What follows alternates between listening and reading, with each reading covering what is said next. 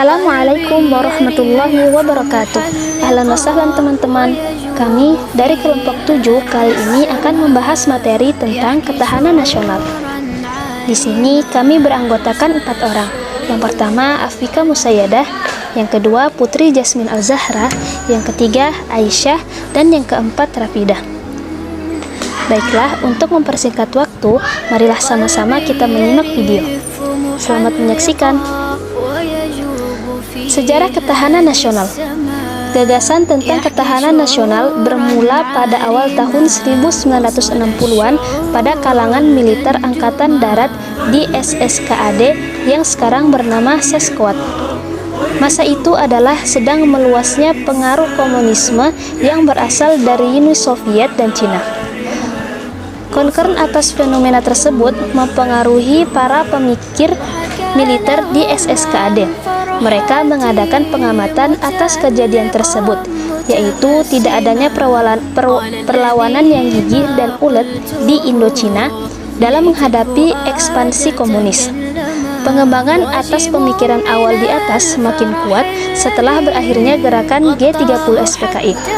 Pada tahun 1968, pemikiran di lingkungan SSKAD tersebut dilanjutkan oleh Lemhanas atau Lembaga Pertahanan Nasional. Pada tahun 1969, lahirlah istilah ketahanan nasional yang menjadi pertanda dari ditinggalkannya konsep kekuatan. Meskipun dalam ketahanan nasional sendiri terdapat konsep kekuatan. Selanjutnya, definisi ketahanan nasional.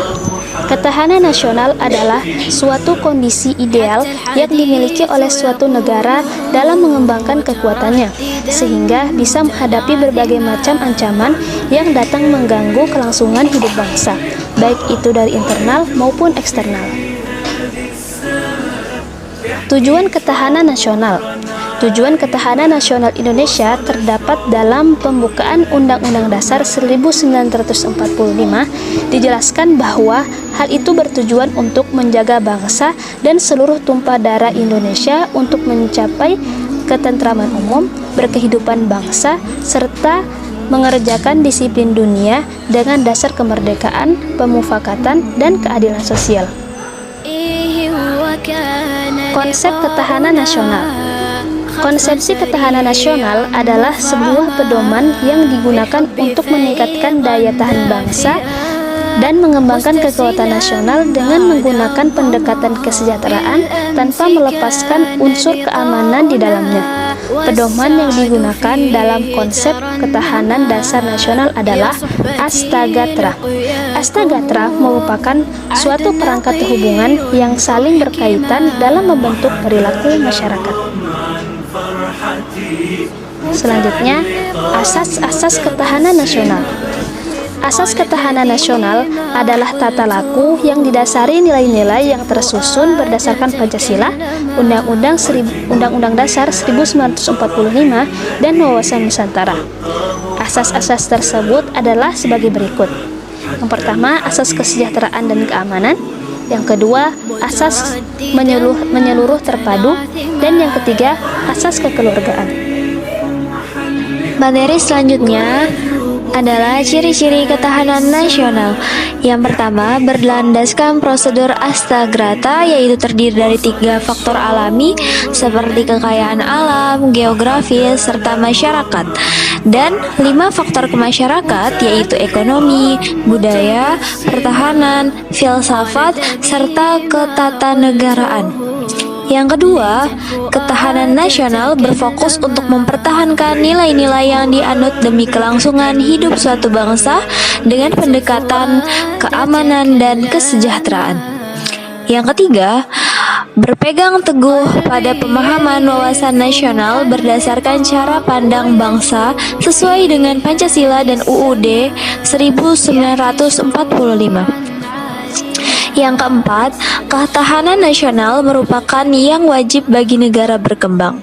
Dan ciri-ciri yang terakhir, digunakan untuk menghadapi provokasi, rintangan, dan halangan. Materi selanjutnya adalah sifat-sifat ketahanan nasional. Yang pertama, mandiri. Mandiri artinya ketahanan nasional ini harus percaya penuh pada kemampuan negara itu sendiri. Suatu negara harus memiliki prinsip tidak mudah menyerah dengan bertumpu pada identitas, integritas, dan kepribadian bangsa. Kemandirian ini merupakan salah satu syarat yang digunakan untuk menjalin kerjasama dalam perkembangan global. Yang kedua, dinamis.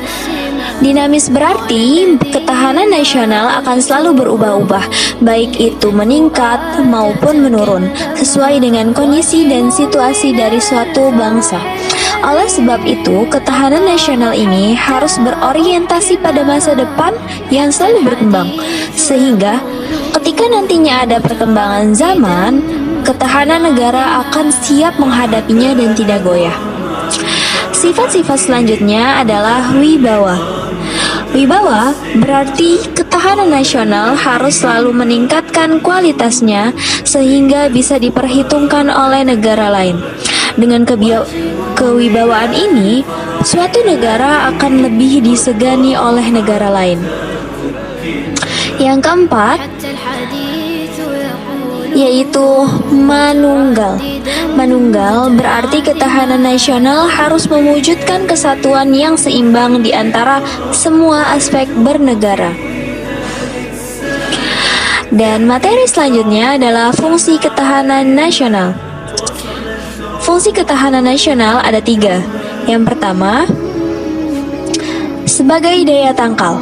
Sebagai daya tangkal artinya ketahanan nasional untuk menangkal berbagai macam hal yang mengancam integritas dan identitas negara. Yang kedua, sebagai pengarah. Pengarah ini berarti ketahanan nasional ini memberikan arahan bangsa untuk mengembangkan potensi kekuatan yang dimiliki, baik itu dari sektor politik, ekonomi, sosial, budaya, pertahanan untuk meraih kesejahteraan hidup masyarakat. Yang terakhir, pedoman dalam mempersatukan pola pikir, pola tindak, dan cara kerja intersektor. Artinya, ketahanan nasional harus bisa membuat masyarakat hidup adil dan makmur lewat kebijakan yang dibuat oleh pemerintah. Baik, sekian dari kami. Terima kasih atas perhatiannya. Jazakumullahu khairan wa barakallahu fikum. Wassalamualaikum warahmatullahi wabarakatuh.